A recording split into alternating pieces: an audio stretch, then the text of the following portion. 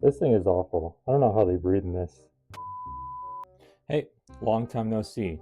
Today I'd like to try something a little new and different, something that I've been wanting to do for a very, very long time. I'd like to start a series that talks about scab bosses and factions in the Escape from Tarkov lore. But we will be limiting ourselves to one boss per video unless they are directly connected to a faction.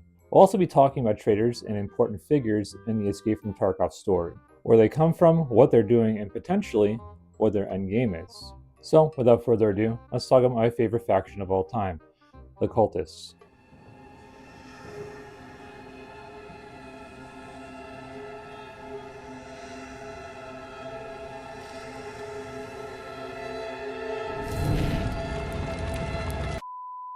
Cultists are a very strange and eerie faction in Escape from Tarkov, and to be quite honest, there really isn't a lot of information on them. Almost as if BSG is trying to keep them shrouded in mystery and hidden for the foreseeable future. Most of the lore that we get about cultists is found in game through traders and tasks, as well as other environmental nods on maps. What we do know is that cultists aren't just a regular criminal organization. They are the supernatural underbelly of the Escape from Tarkov story, using esoteric rituals and arcane symbols that suggest a far removed belief system from today's world. They don't want money and they don't want power, so what do they want? Unlike most straightforward groups in Escape from Tarkov, cultists are something of an enigma, and they only come out at night. Their ideology implies that the chaos Tarkov is currently dreaded in is not just random, but part of a bigger plan. Like taking random pieces off a chessboard, but not really being able to see their plan until it's too late. The question then becomes, who do the cultists answer to? Who is calling the shots? Хватит там, мизер. А снова жопой рисковать вообще желания нет.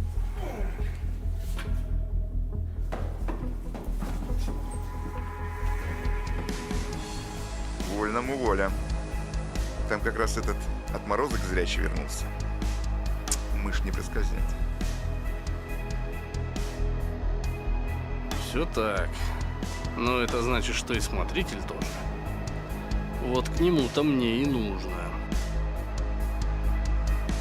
It's not explicitly told, but Zerachi seems to be the enigmatic leader of the cultists. A blind sniper with the antlers of a stag that never seems to miss, almost as if every shot he takes is guided by God himself. And I don't mean to ruin the tension in the video, but a blind sniper that's like a mage without magic. I couldn't really find a lot of lore on Zerachi, but he does seem to protect Lightkeeper with a squad of cultists on Lightkeeper Island, so there must be a connection there in some way, like some sort of truce, I guess. Or maybe the cultists call Lightkeeper Island their home. I don't know. It's really strange. We don't have an actual. We got no idea. Basically, is what I'm trying to say. They haven't released anything. And just a heads up, I didn't dig too deep into the Chronicles of Rizzi. I also didn't dig like really deep into the references on other maps, so I might miss a few. If I did, let me know in the comments down below. I'd love to hear about those. I love learning new things about them. But going back to Lightkeeper, we do have one really strong connection, the sacred amulet that he wears around his neck. And you're able to actually purchase this amulet once you've completed the task Snatch, which is a very annoying task that is very far down the quest line. This amulet allows you to pass by cultists completely undetected for 7 raids in a row, unless attacked or provoked otherwise. You can also pay Lightkeeper to get Zerachi to aid you in a fight after you've completed the task and make an impression. And it's really strange because Lightkeeper doesn't don any kind of cultist outfit. The only connection that he has seems to be the sacred amulet that he has around his neck. Almost like he doesn't want to have any connection with them, but he wants to use them. So I don't know what that's about. Besides Lightkeeper, all of the traders seem to know about cultists, but they don't interact with them. They know they're around, but they don't want anything to do with them. When you start the task Small Business Part 3 with Fence, you get this dialogue. The entrepreneur was dealt with, but there are still people in town who bought my product bypassing me. Remember the toxin cultists? That's them. Leave the fanatics a message from me. Let them know there's only one fence in the city. You do that, and I'll make sure you receive something special. So it is also pretty clear that Fence seems to know about the cultists, and he's actually having a territory struggle with them, which I guess kind of makes sense because Fence is also shrouded in mystery. Then there's the priest. I don't really know what to call him. Maybe I guess he's a scab boss. He does have better loot than the other cultists, but he seems to be the spiritual guide within the cultist organization. Some might say that you need to get right with God before you can get right with yourself. And if I'm being completely honest, his presence is pretty eerie when you first see it. Actually, whenever you see it, period. He's really fucking weird. So now that I've kind of explained the cultists and the things that we know about them currently, I want to talk about the maps and where you find them and everything in between. References, loot, everything like that. Factory has a 2% chance for them to spawn on Nighttime Factory. They usually spawn around Gate 3. I found them last swipe around that location. I also don't know if they spawn in other locations on Factory, so, I mean, you know, I just checked the wiki for that, so I've got no idea, really. Customs has a much higher spawn chance for them at 15%. They usually spawn around the front of Stronghold as well as the back of Stronghold, as well as near Crack House. It's basically near Mechanic's Garage, if you know where that is. Woods has a 15% chance as well. They usually spawn between Checkpoint and Sawmill and the Woods, as well as at Sunken Village along the back side near the beach. Shoreline also has a 15% chance to spawn them at night. This is usually where I like to fight them. They spawn at Resort by West and in front of the helicopter, as well as in the swamp area of Shoreline, but I would never fight them there because that is just like so annoying to deal with. And the last map that I honestly had no idea about is Ground Zero with a 2% chance to spawn. Bro, I don't even know where they spawn. Apparently they spawn everywhere on the map. So good luck with that if you're helping out people at nighttime on Ground Zero above level 20. I don't know. Why can't you guys just give us cultists on reserve? That'd be so sick. And it'd actually be lore accurate too. So what is their behavior like? Do they act like regular AI? Do they act like scavs or bosses? Well, there's a reason why I do not take particular routes on maps when I am playing at nighttime. Unless you know what you're looking for, it's more than likely a fucking sentence if you approach them and look at them and shoot them. Not only are they incredibly accurate, but they also have high tier ammo and high tier armor as well. We're not talking about regular ammo, we're talking about M80 as well as fucking hex grids, SVDs, things like that, heavy hitting things. Things that when you get hit by them, you think twice about doing things. Oh, and by the way, forget thermals because you more than likely will not be able to see them with thermals. Also, they don't make any sound when they run. So you'll just be chilling, just running up the resort, and all of a sudden you'll just have a motherfucker behind you with a knife stabbing you. And it's truly terrifying, and honestly, it jump scares me every time it happens. So that's fun. It's basically a horror game. If you get hit with this toxin, the only thing that will clear it is XTG12 and what is it called? Prefatorin? I don't know. Perfatorin. That's what it is. Sorry. And if you don't have anything that will clear the toxin, you need to immediately leave the map. Extract. Otherwise, you're dead. Also, just so you're aware, if you turn around and you look at them, they're going to pull out their gun and shoot you. And they're basically a hive mind, so every single one of them will shoot you at the same time. They can also have some pretty good loot on them in their bags and things like that. Mostly the priest. The priest has a chance to spawn keycards inside of his pockets, which is probably a good idea. If you kill him, you should probably loot him. And I think it goes without saying, but if the cultists have good ammo and good armor and good weapons, then you should probably get those as well. It's also kind of weird. I haven't really seen it done very often, but they do despawn when the light comes up. There is like a certain bug where sometimes when it does become daytime, they will not despawn, and they'll just like get up and like run around and look for a bush.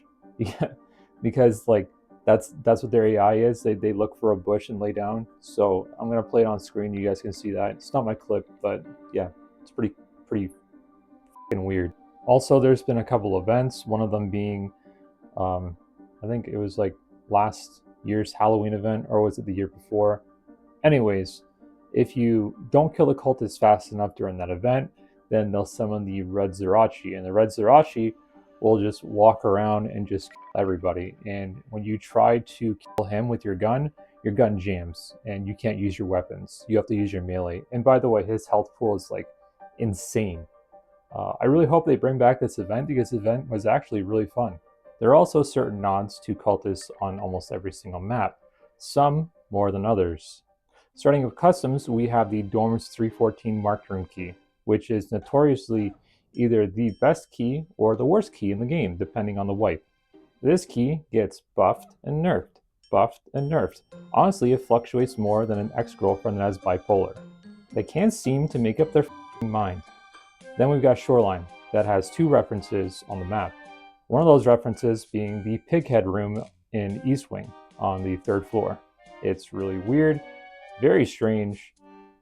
Don't know what the significance of it is, but here we are. The second reference that we have on the map is actually just on the outskirts of Swamp. It's a wooden cabin that has a large cultist circle on the side of it. This reference is actually pretty significant because it's part of a big quest line for cultists. Now, this map, Reserve, is kind of interesting because it's got a lot of references and a lot of marked rooms on the map, which is the reason why I said it would make more sense if they put cultists on Reserve, because there's a lot of references on this map. So I don't know why they haven't done it yet. RBVO marked key is by Hermetic Door. It's inside of one of the barracks that's by the train tracks. RBPKPM is down in the bunker inside of the office area, and it's actually a really dog key, but it's still a cultist reference, so we have to mention it. And finally, we have RBBK, which is located in the basement of Black Pond, which is one of the better keys on the map. Woods actually has 4 references on the map. I thought originally it was 3, but there's 4.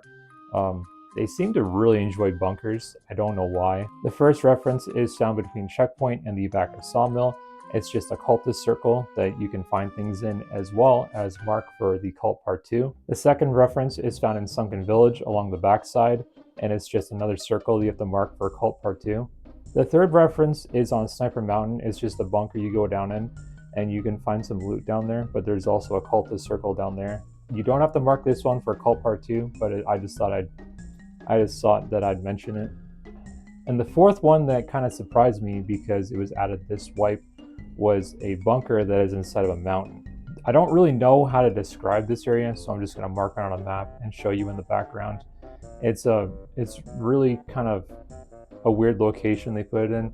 I guess they want more people to fight around that location because they also put scav spawns, so that's pretty cool. The last map that I want to talk about is Streets of Tarkov, and Streets of Tarkov is a massive map, so I definitely missed some references when it comes to this map, so let me know down in the comments down below again. From what I know, there are 3 references on the map. The first reference being the Abandoned Factory Marked Room key, which, you guessed it, is inside of an abandoned factory. The Abandoned Factory is found somewhere near the cinema on Streets of Tarkov. I'm going to actually throw another picture up here because I do not know how to describe it.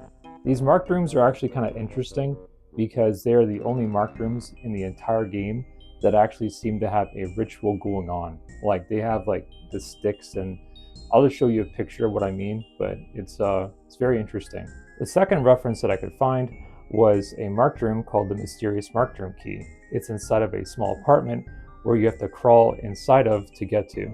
This marked room is located behind the pet clinic. And the third reference that I can think about is actually the Rusted Bloody key. This is actually pretty interesting because you cannot put this key inside of your container at all. That means when you die with it, you f***ing die with it. The reason why I thought this key was actually kind of a reference to the cultists is simply because it unlocks basically a massive loot room, and it's got mannequins behind it, and it's got sheets that are covering the way into the room. So it makes it very eerie and very kind of, interesting and scary. At the end of the room, it's actually got a massive door that just has a bunch of chains on it. I also thought that was pretty interesting. I don't know what it's for. If anyone has any information on it, let me know. Also, the room has a bunch of keys in it, a lot of expensive ones, a lot of marked room keys. So that also kind of makes me think that this is also a reference. Again, I could be completely off base. Let me know. The only reference that I could actually find on Cultist on Lighthouse is the marked room called the shared bedroom marked room, and it is not good at all. It is not worth going to. So if you find this key, just sell it. Don't even try to open it. It is garbage. I'm not going to dissect the Unheard edition and tell you everything you get inside of it. I'm just going to tell you some things that are linked to Cultists. You get 2 variants of the Cultist outfit, one with the hood up and one with the hood down. Honestly, I'm not really a fan of the Cultist hood up variant. It's kind of weird. It's almost like your hood is floating. It's not actually on your PMC. I don't know. I wish they would just fix it. It looks really weird. On top of that, you get an armband. It's pretty sweet.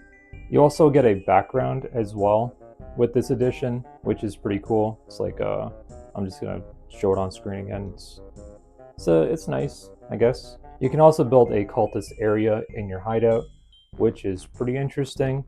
You basically just throw random shit into the circle and it spits out other random stuff at you. There are recipes on the wiki for some things. For instance, if you sacrifice a Tagilla figurine, you get the Tagilla face mask variant. It's one or the other, but that's just an example. There's a lot of recipes online, so I'll link the actual wiki in the description down below. With the Unheard edition, you basically just get it for free, but if you don't have the Unheard edition, you have to build it yourself. You can also sacrifice your Kappa container for a better, weirder version of the Kappa container. It doesn't improve on anything, it doesn't give you any kind of extra slots, it just makes it more cult-like, I guess. You also get a blue name and blue dog tags, so people can tell how much of a loser you are. Now, I was going to put a section on how to fight cultists and exactly what to do, like strategies and things like that, but I'm washed. I'm not good at fighting cultists anymore. I don't know what I'm doing, so I'm not even going to try to attempt to show you what it's like. So that was my lore video on cultists from Escape from Tarkov. If you guys found this kind of content interesting in any way, shape, or form, make sure you guys hit me with a like, comment, or simply just subscribe. I promise it won't cost you a single LEDX, and I'll catch you guys in the next one.